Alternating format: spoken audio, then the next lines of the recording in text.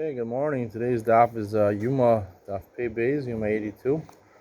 Almost done with Masechus Yoma. Next Friday we start Masechus Sukkah. Be sure to tune in for the beginning of a great Masechta. Mishnah says, Tinokos ema aninos sam Yom Kippurim. Tinokos, meaning children, you don't make them fast on Yom Kippur. What you do is you do chinuch, and you have them start partially fasting to learn how to fast. Lifnei shana v'lifnei shana means the year before Shana and the year before Shana, meaning 2 and 3 years before they become bar mitzvah or bar mitzvah. You have them start to do chinuch. We'll see what chinuch means exactly. Why does the Mishnah say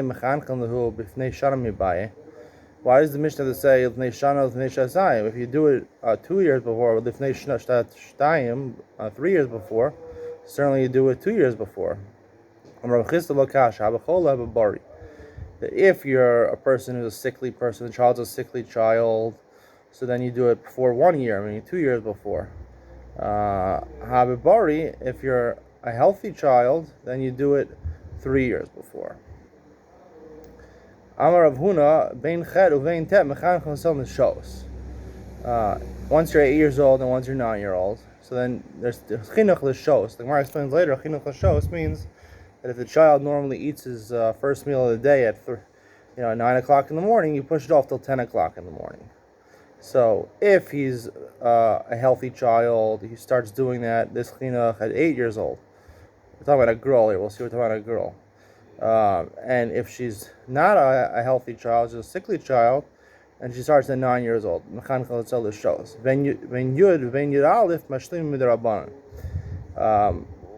Once she turns 10 or 11, if she's 10 and she's healthy, so then she starts midrabanan, she finishes the whole fast. She's supposed to fast the whole thing, midrabanan, not midaraisa.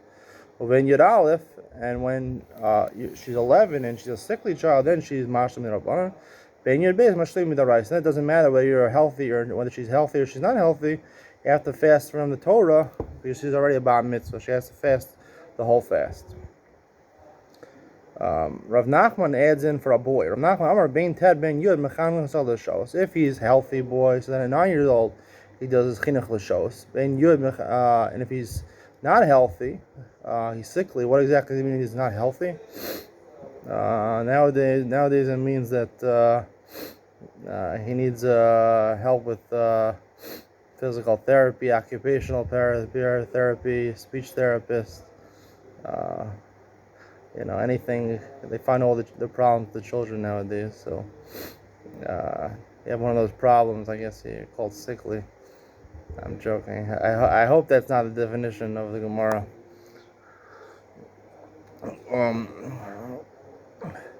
Anyway, the sickly child is a weak child. It's hard for them to fast. That's probably what it means. So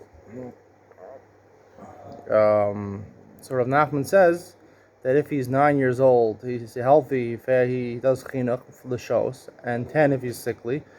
If he's healthy, he fasts midrabanan the whole day at 11 years old, and if he's sickly, at 12 years old. If once he's 13, whether he's healthy or he's not completely healthy, he's able to fast the whole fast, and he fasts the entire fast from the Torah.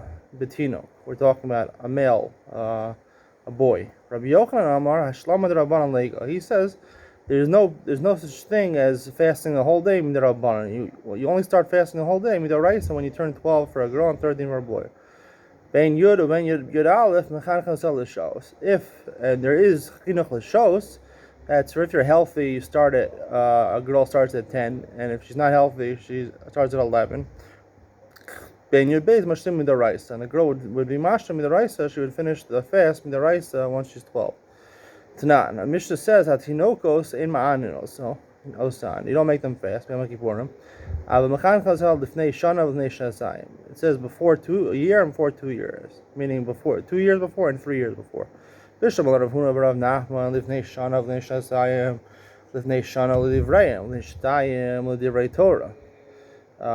years before That's the Divrayim.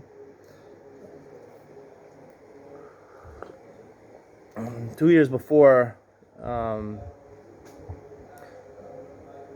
fast of the Rabbanan, and when they shut time 3 years before, that's for Divrei Torah, meaning when the girl is 9 years old.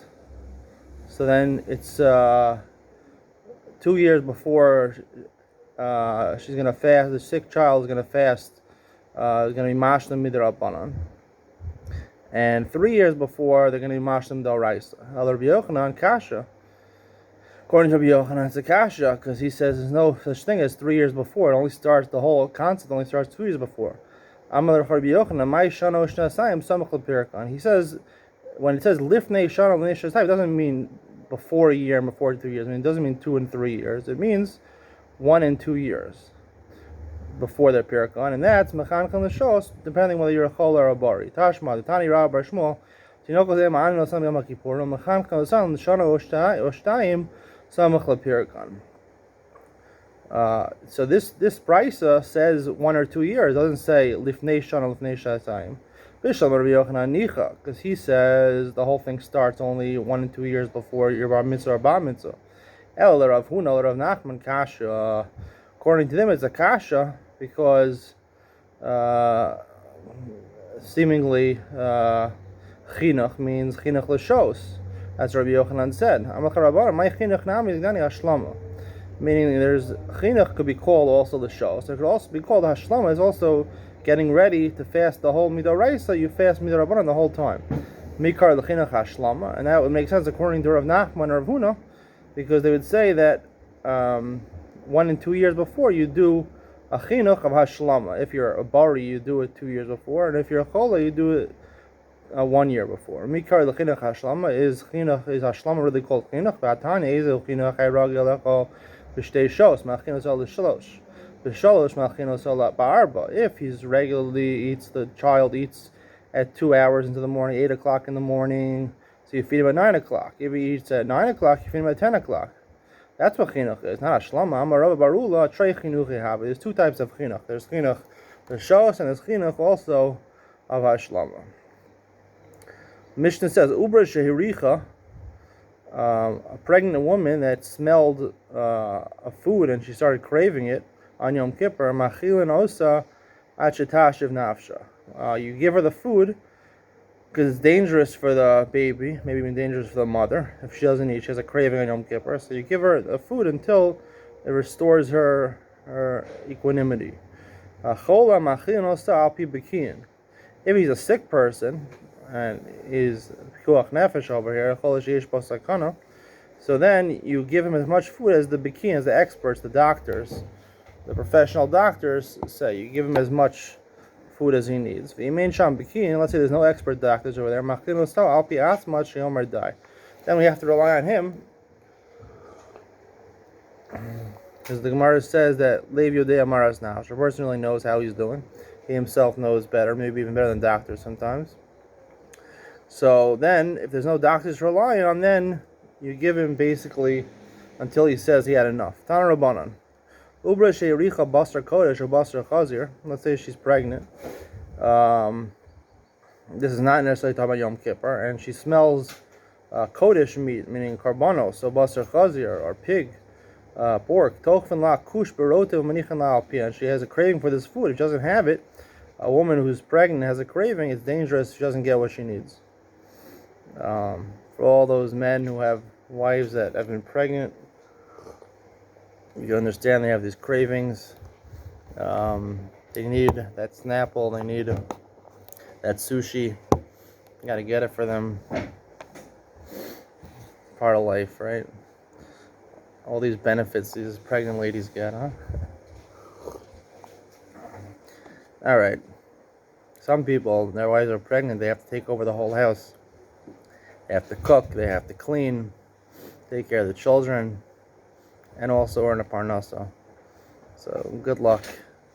Hopefully your wife is a woman who wants to try a little bit, make an effort, and even if it's hard for her, she won't shirk her responsibilities. But You never know who you're getting married to till you get married. So sometimes you realize you get married, it's not the person you dated. I think my wife thinks that I'm not the person that she dated, but she's stuck with me. All right. The Gemara says, you take a skewer and you take a little juice and you put it in her mouth. Meaning this is pachos mishir. This is a little bit of the juice. It's tam keker, and it's also pachos from a kazayas. In this yashva daita mutav, if it restores her equanimity, so then it's good. Then you actually give her the soup. You give her the juice in the shir of a kazayas, even though it would be midaraisa, be tam keker, machlokas with daraisa darabanan. You give her the tam ke'ikr, which is not as harsh as the actual meat. And if she makes her better, then fine. Then you give her the actual fat. There's nothing that stands in the way of pikuach nefesh. The only three averos that you have to give your life for is not do avodah zarah, not do gilei arayos, not shrichas damim. So the Gemara is going to discuss where we know these things. You know, avodah zarah minol. Where do you know that you have to give your life for avodah zarah? Desanya or lezer omer. Im nemar b'chol nafshecha, lama nemar b'chol modecha. Im nemar b'chol modecha, lama nemar b'chol nafshecha. In the beginning of Kriya Shema, it says v'hafta Hashem l'kecha. You should love Hashem, meaning love Hashem to the exclusion of other gods. You're not allowed to exchange Hashem for other gods. So it says you have to give up your life and modecha. So now the Gemara goes into I saw a tangent over here. The Gemara says, why does it say those two phrases? Well, why does it say if you have to give up your life, certainly you're going to want to give up your money? So the Gemara explains, most people, their life means more to them than their money. You have to give your life. Let's say there's a person that his money is more dear to him than his life. You have to give all your money not to do avodah zarah. Where do we know these other two things? This pasuk is talking about an aram rasa is being raped. So the Gemara compares it to someone who's murdering over here. What are we learning from Rotzeach and aram rasa? Ela hareza balalamed v'nimsa lamed. It comes to teach, and it ends up being taught back from one to the other. We make a limud in both directions. Man ara murasa nitel atzila benafsho. Just like Nara Murasa, you can save her by killing the person who's going after her, because the pasuk says, Rashi says, "Ein moshiach." There's no one to save her. Hayesh moshiach. Rashi says, "Yoshenim b'chol sidei chua." You're allowed to save her. With whichever way you want. You're allowed to even kill the person who's trying to rape her. Marotzeach, Yarig Val Yavor, the Gemara learns back the other way. So just like by Narasi and Nitel Nasil Nafsho, you sold to a Rotzeach, someone's trying to murder someone, you're allowed to kill the person who's trying to murder somebody else. And the Gemara learns also, Marotzeach, Yarig Val Yavor, just like a Rotzeach is Yarig Val Yavor, that if someone asks you to kill somebody else, or you'll be killed, you have to give up your life. Af Nara Marasa Yareg Val Yavar. So too Nara Marasa, you have to give up your life, not to commit the Avera of Bia with a woman who's engaged. So the Gemara says, where do we know that Rotzeach, you have to give up your life if he asks you to kill somebody else? Svarahi, it makes sense, a logical conclusion. Tehuda Asak Hamei de Rava, Amar li Mari Dorai, Katle Laplanya, Vilo Katlina Lach.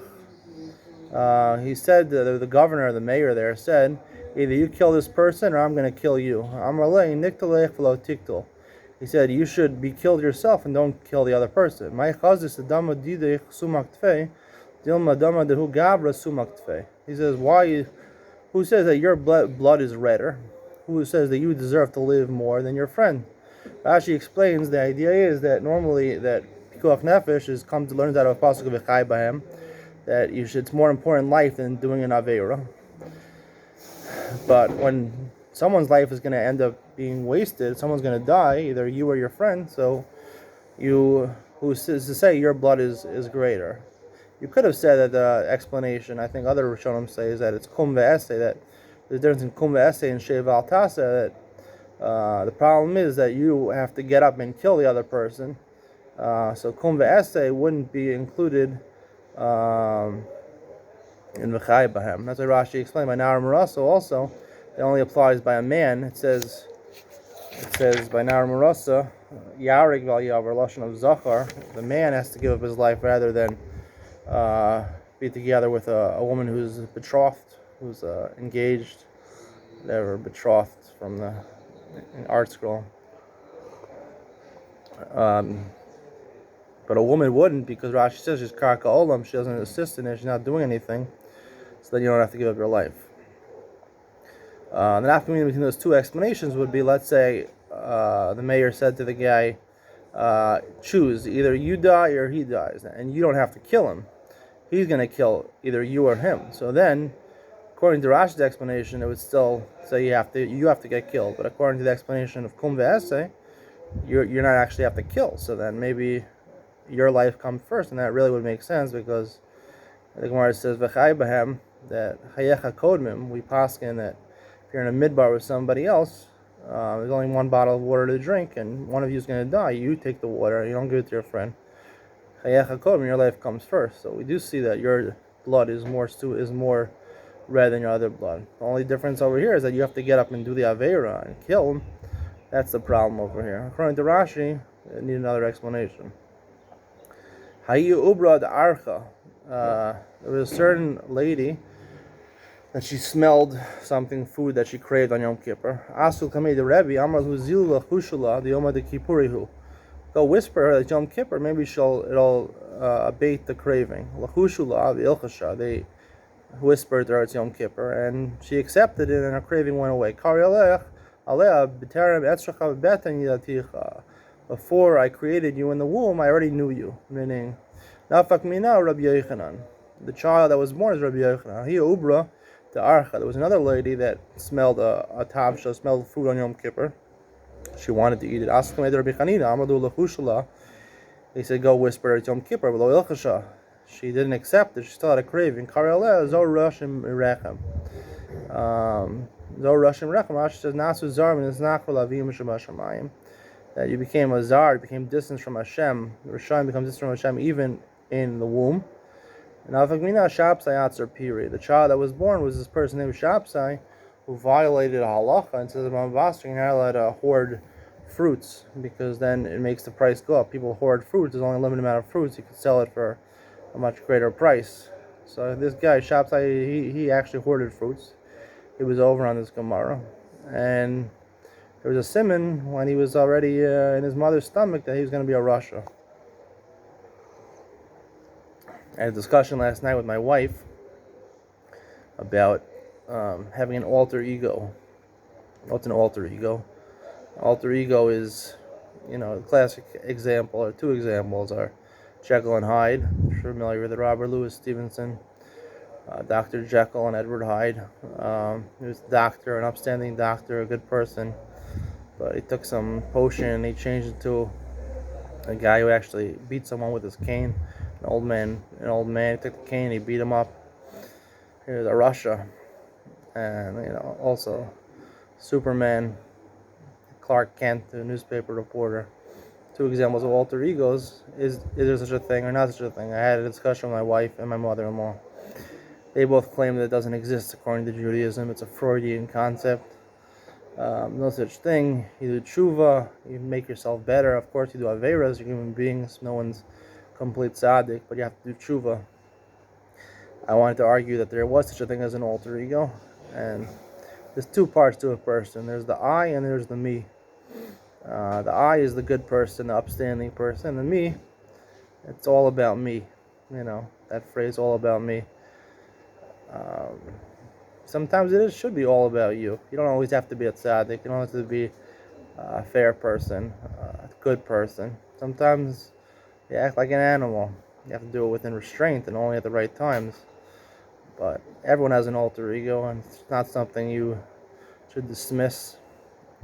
That's my shot. I don't know if Freud talks about an alter ego. I know he talks about the ego and the superego and the id. The ego is this gaiva, arrogance. Where does it come from? Ego. It's the E, like e-commerce, electronic go. A person, the I of a person is the go without the E. People are programmed like computers. They live their lives like computers. Their E, electronic goes. They live like computers, but if you separate yourself from living like a computer, acting like a robot, following everyone, what everyone else does, then you end up like Go. What's Go? That's Vincent van Gogh. He was a Dutch impressionist painter. I think towards the end of his life, so either he or someone else bit his ear off. But he was known as a very famous painter. He was penniless when he was alive, but he became famous. His paintings became famous after he died. But he was a great painter, and the eye of a person is a great painter. He has different brush strokes. He makes his life beautiful. He's interested in beauty in this world, and he makes his life beautiful. He paints a beautiful picture. That's the go of a person. He's not someone who goes with just the flow of what everyone else does. He's not boxed in by societal standards. Obviously, you don't want to be a weird person, but you don't have to do what everyone else does. And that's the go of a person. That's the eye of a person. Just do it. They say in Nike, but you just go with it. Go with who you are, who you really are deep down. Pintle yid, and you'll be a painter. And the difference between a painter and digital coloring is that there's three main colors. There's if you ask the primary colors, what are the primary colors? People will tell you the red, blue, and green, red, blue, and yellow. Actually, the difference is that they're both true. That when it comes to digital images, it's actually red, blue, and green, and the megapixels they contain aspects of red, blue, and green. And in painting, the actual painting, the primary colors are red, blue, and yellow. So the difference is between yellow and green. The difference is between a lemon and a lime. Are you a green person or a yellow person? You're a green person, you're after the money, you're after the kavod. You're a yellow person, you're interested in standing out. Yellow is color that stands out. It's really the midst of a keyboard of aim to make yourself stand out. Do things to make you a star, make you popular, to be a star. That's what we want. To be famous, star, not for kavod, just to use your talents. Use who you really are. Become who you really deep down could be. Use your talents fully. Stand out. Show your real colors. That's painting. That's go. Ego is from the computer. That's green. It's about the money, about the dollar. You're doing it for the money, for the kavod. Kavod is you want people to do nothing and people to give you honor for nothing. But being a star is you use your talent and people recognize your talents. And you earn your reputation and you earn your stardom. That's what everyone wants to be, is a star. You should want to be a star. People will love you to be a star. Men, women, everything you want in the world. So go for it. Shoot for the stars. Have a good Shabbos. Bye.